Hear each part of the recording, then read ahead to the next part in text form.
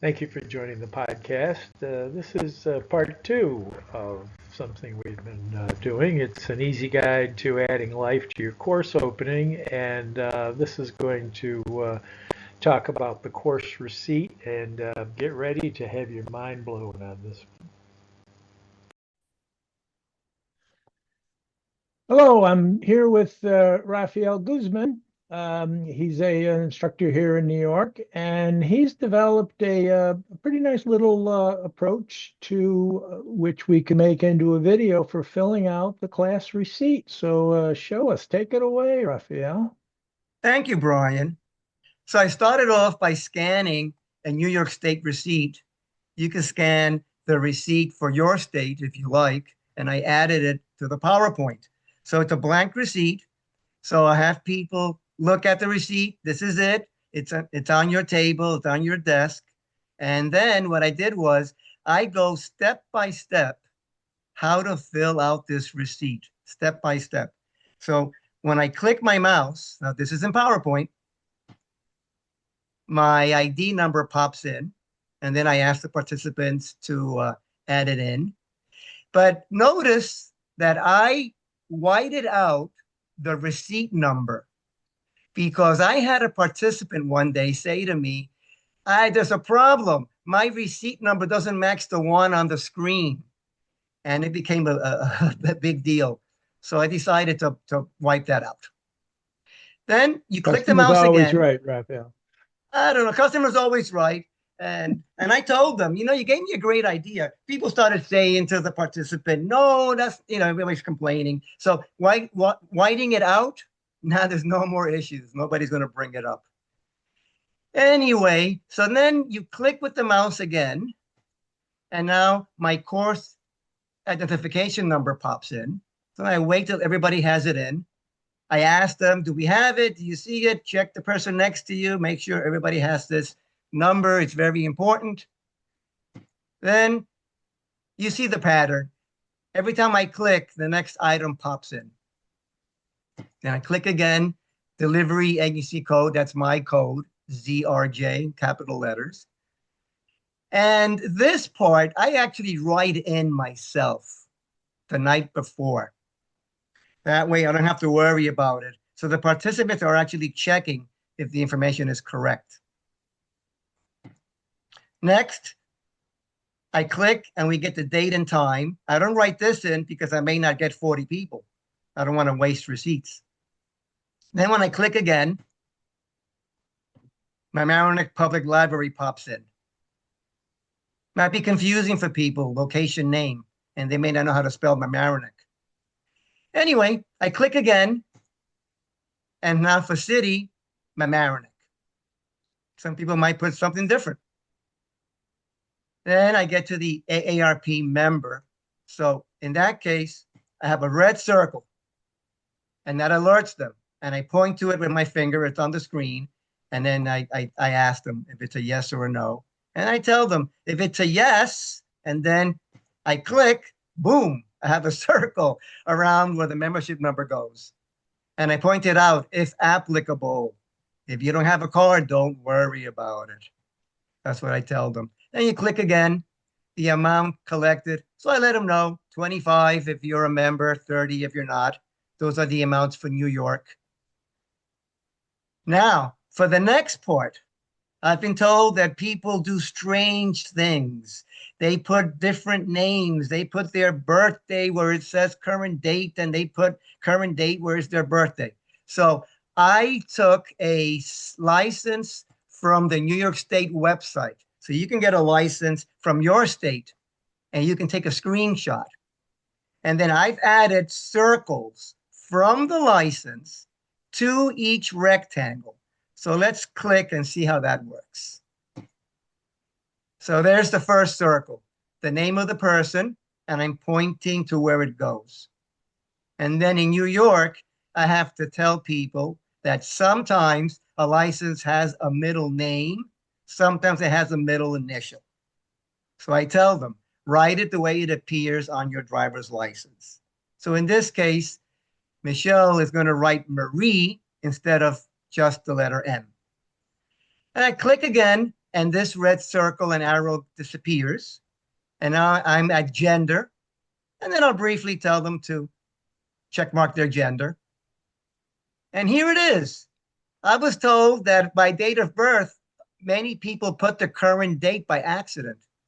So I have the date of birth circled for my sample driver's license, pointing to where it belongs. And then I could remind them not to put the current date. And then this continues. So address, then comes the city.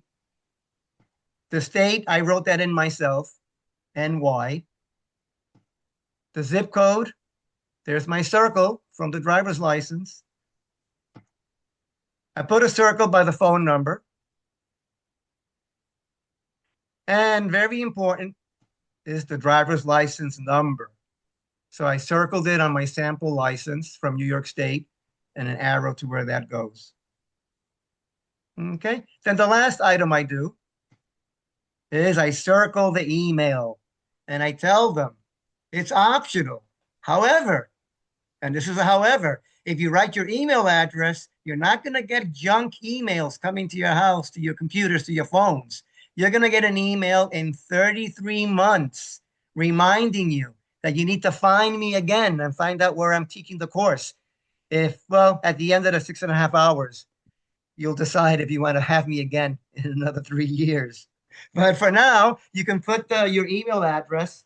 And then if you don't like my performance, you can always put the zip code in the course lookup part of the ARP website and find another instructor. Hopefully, you'll choose me. Well, thank you, Raphael. Do you also talk about the alternate mailing address? Do you get questions on that? Nobody has ever asked me about that. And I did mention, being in New York, that some people are going to Florida to spend 6 months. And the last thing they do in New York is take my course. So I let them know that they can put their Florida address, since it'll take about 3 to 6 weeks to get a certificate. And then they can scan the certificate, scan it first, and then contact their insurance company, and they'll tell you how to proceed. In my case, my insurance company sent me an email, told me to respond to it and add the scanned version of the certificate. Luckily, I had it pre-scanned. It was ready to go. And simple, but it is valuable if you have a different address where you're living that's not the address on your driver's license. Right. You can do that. Right. And Well, real quick, I did have one participant that said, I haven't changed my address yet with DNV. So for that person, it was very important for them to write their mailing address. right. Right. Well, thank you, Raphael. That's very helpful. And I hope I'm going to ask you if you'll send me a copy of that's those couple of PowerPoints that you use for that. And I'll put it on the link that everybody can get to, that link page that I've created. And they could just link it in for the PowerPoint electronic users. They could copy that right in if they wanted to. Perfect. That'll be great. Great. The demonstration here is going to be use a PowerPoint capability called Fly In, and got to be honest with you, I learned something today when I saw this, because I've never used this before, and I started looking at it a little bit, and it looked kind of neat. But I'd suggest you not do it for something you want to use this afternoon. I'd do a little research and get comfortable with it. Allow boxes to appear as the Enter key is clicked. Many people do this with multiple slides, but this is a little tool that can do it all on one slide, and I'll show you what the busy slide looks like. But check the help files and videos on YouTube for more information. Here's a behind the scenes look at that slide you just saw. All of these little red arrows and the license and the various boxes of information all appear, and they're all numbered.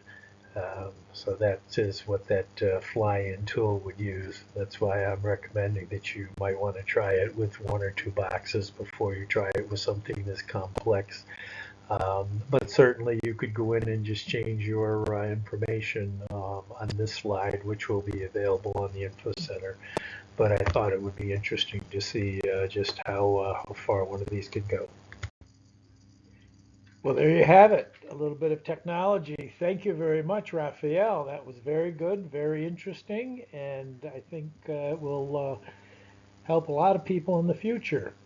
Look for the PowerPoint slides that Raphael used, which you could fashion for your own use on the State Info Center at www.aarpnyds.wordpress.com.